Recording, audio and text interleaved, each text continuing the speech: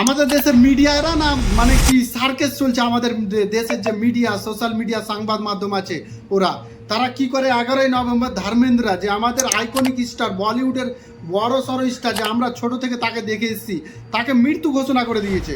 মানে কোনো দিকের হয়তো কিছু কভার করতে যে একে তোমার মৃত্যু ঘোষণা করলো।